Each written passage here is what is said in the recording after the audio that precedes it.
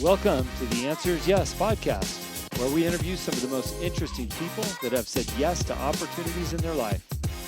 We hope that through these stories, you can learn to create your own destiny by saying yes along the way. Join us as we explore the new series covering topics such as passion, integrity, and hard work. I'm your host, Jim Riley, and I hope you enjoy these interviews as much as I do. I believe that everyone has an important message worth hearing. Hello and welcome to the Answer is Yes podcast. Thanks for tuning in. It's the holiday season. We are ramping up. Hopefully everybody's out there enjoying their families and all the things that go along with this time of year.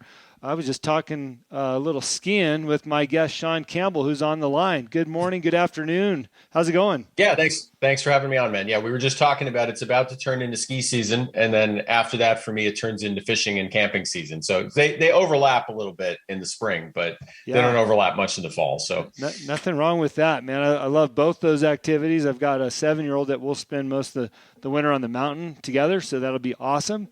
And they haven't picked up fishing yet. We got a lot of fishing around here. Yeah, fishing, teaching a 7-year-old to fish versus teaching a 7-year-old to ski. It's kind of interesting because like a 7-year-old to ski is actually way easier than a 47-year-old learning how to ski. You know what I mean? Yeah. But conversely, a 47-year-old will probably be able to pick up fishing better than a 7-year-old. So I think they're just a little opposite ends of the spectrum. Although I love teaching kids how to fish. I got this summer, I got 3 kids their first fish, and I'm always happy to have people on the boat. And, I find with kids, we could talk about fishing some other time, but I think there's some tips to getting kids into fishing that some people don't always follow, but maybe for a different show. What I do remember is the first time my daughter caught one, she was so amazed and thrilled. Somebody, actually a stranger, handed her his pole, and she got to reel it in. So once she got it in, she's like, now what? I'm like, well, we're going to eat that sucker. She goes, what? We're going to eat it? I'm like, what do you want to do? You have a choice here. We either put it back before you touch it or we're going to eat it.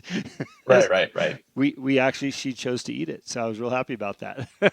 Yeah. Well, some fish are a little more tolerant. Like when I go fishing for bass with young kids, bass are a little bit like astronauts. For whatever reason, they can come out of the water for a little bit longer. But yeah, if you're fishing for trout or other species, you got to keep it in the water or get it back in a hurry, if you're going to do that kind of thing. Yeah, great times with our family. Sean, you got a wonderful background.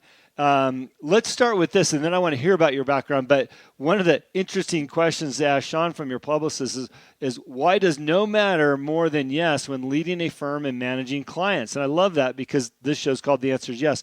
But I realize we've talked about it a lot with other guests. Sometimes the hardest thing to do is say no, and it's so important to say no. Can you give us a brief explanation of that, and that'll give us some segue into your background? Yeah, well, I think, entrepreneurs are always challenged by a little bit of an ethos that says those that work harder, those that, accept more risk, those that are willing to do the hard thing are the ones that survive. And I'm not saying there isn't a lot of truth to that. There is. But what I think is equally important is if all you do, and again, we've already agreed to the dichotomy here a little bit, so I won't shy away from it. But like, if all you do is say yes, one, you can't really do a lot of things well because you've now signed up for so many things that you don't really know how to achieve those. And really from the bigger point, it ties into something I say sometimes, kind of like it's called the age of narrow. I started calling it, which wasn't about like narrow thinking or anything like that. There's plenty of that depending on what corner of the world you want to look in.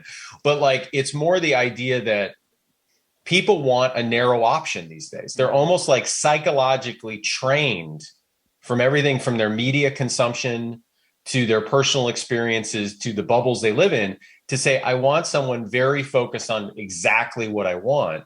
And so when it comes to shaping your offering, the most important thing you can do is define the edges of it. And what a lot of owners do is that, especially in the early days, especially in the very early days, all revenue is good revenue. And I would say even in the very beginning, you have to be courageous and say, assuming you can have some financial way to do this, which most owners can, even though they think they might not be able to, is to say, no, I'm not going to take that opportunity because I want to put more weight behind this class of opportunities.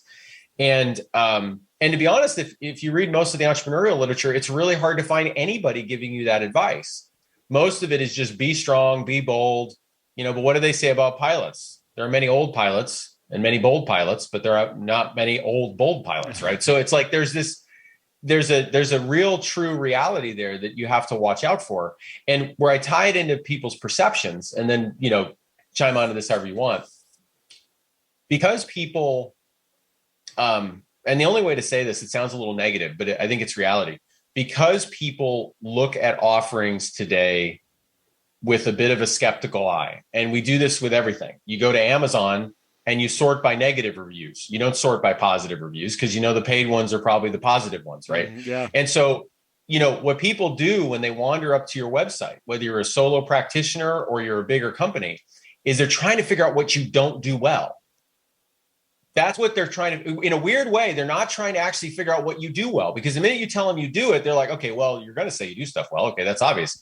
Where can I find the edges on what you do that and then I can decide if your center mass aligns up with mine. And what I find is really powerful is to just declare that. And it doesn't mean you have to declare it for forever. That's the other thing when I talk to entrepreneurs, they're like, well, I don't want to say I don't want to do anything. I might want to do it someday. Fine. You can change that paradigm a little bit down the road. But when you're starting out, make that edge crisp. Make it so that people go, okay. And what happens is, and this is the last piece of it, what happens is it generates a massive amount of subconscious trust. Because by definition, we are all scavenging through content these days. And I wish this wasn't true, but I think it's just literally true. And it isn't a political statement. I think it's true on any side of the spectrum you want. I think you're looking at content and you're trying to decide where it's lying to you. It sounds totally pessimistic. I'm not a pessimistic person, but I think that's what people do. And so we've trained them that way. How we trained them is a subject for some other show I'm probably not qualified to speak on, but we did that. And so because we've done that, you need to take that away. You need to remove that objection, and then you instantly create trust. And we have had this happen for us for decades now. It's kind of the way we've gone to market in sales calls and marketing and everything. We just say, this is what we don't do. Sometimes 5 minutes into a conversation, and you can just see people relax because they're like, okay, if you're willing to do that, I bet you'll be willing to do it again if I ask a question. And there's even a story that I could tell you about how I kind of first came across doing this way, because it was learning how to do it the wrong way sometimes teaches you how to do it the right way, but that's a different thing. Yeah, I want to hear this story because I'm listening to you, and I could stop the show right now, and this would be a tremendous amount of value for people, because you're absolutely right in where we've gone and where we're going. A quick example, and then I want you to tell that story.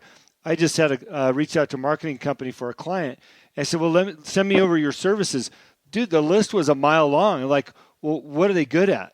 Where am I going to use them in this mile-long services? They all have different price tags. It's like, wow, let's drill in a little bit. So, well, right. And what's implicit in that analysis, though, and that's the part that's unfortunately slightly pessimistic, but I don't know. I've got a lot of Irish in me. So maybe that's the doom and gloom side. I don't really know. But what you're saying there is, I don't believe all of these things. Yeah. That's really what you're saying. It's sometimes converted into, I want to know what you do well. But what's really underneath that is you said so many things. I don't believe that you, and it's funny you gave that example because that ties into the story I was going to say. There was this guy, Paul Logue, and I don't mind mentioning him by name because he's a really good guy and he's known me on and off through the years. Yeah. And he's like a vice president at SAP now. And he used to be at HP when I met him. And so I, as a younger entrepreneur, wander into his office and I'm super excited because I'm meeting the vice president of this division at HP. And I kind of fall off what I'm more comfortable doing, which is kind of making these clearer boundaries. And I let myself fall into the trap of, he says, can you do it? And I say, yeah, we can. And what was bad is we could do all the things he wanted to do, but I was losing track of how many times I said it. And so he stops me a few minutes in and puts his hand out, which is never a good thing. If client puts their hand out, you're like, okay, nothing good comes after that statement. There's nothing good happening. And he says, I know you want to keep the aperture wide open, but what's the one thing I should really hire you for? And there's a lot of bad things that happen at that moment. One, there's more than he could hire me for, but now he's boxed me in and forced me to say it's one thing.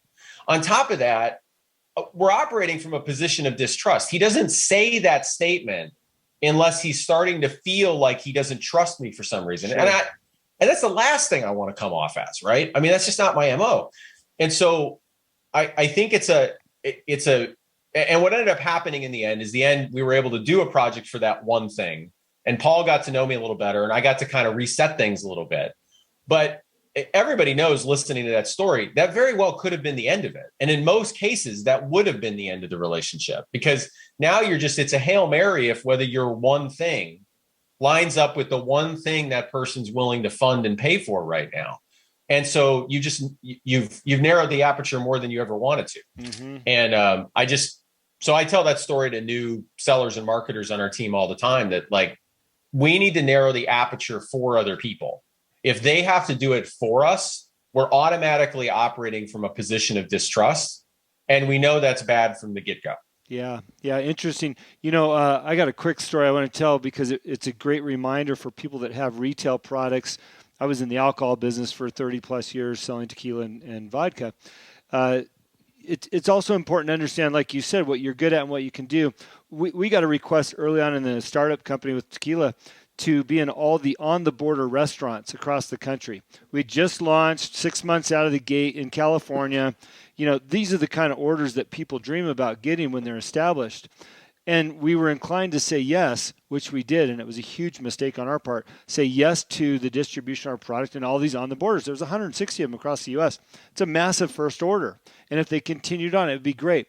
But what it did is it put us in 43 states overnight, which there was no way we could physically manage that.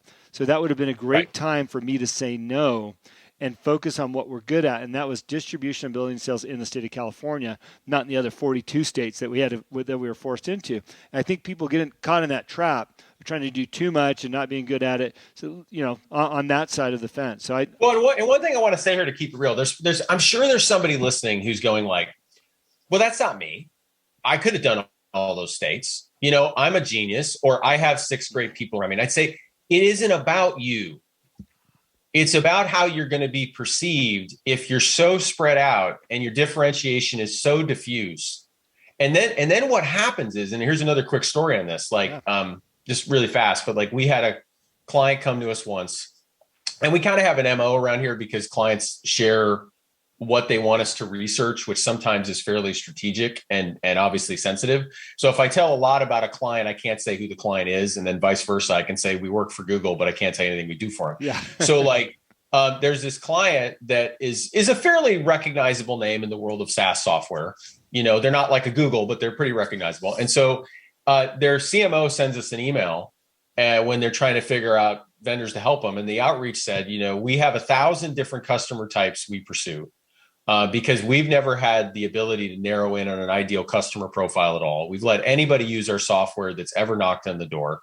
And then she wrote what I think was the most important point. She says, this makes it hard for us to get the second sale because we're selling to all these different types of people. It makes it hard to market because we can't actually focus in our marketing messaging because they're all different kinds of people. It makes it hard to retain customers because we can't delight all these different customer segments in the same way. And it makes it hard for us to decide what to build because, again, we've got all these different customer segments. So we're not really sure what to offer. And it would actually make everybody happy. And the taffy is getting pulled all over the place. So in the end, we did a big research study and came in and said, these are the people you really need to focus on. You're going to make the most money out of these folks and that kind of thing. But I have to tell you, working with these people, one of the things that it's a hard decision to make after the fact. And that's maybe the final thing on this is that if you let this snowball like this company did, there were 17 people in the video window all trying to decide if we were the vendor they wanted.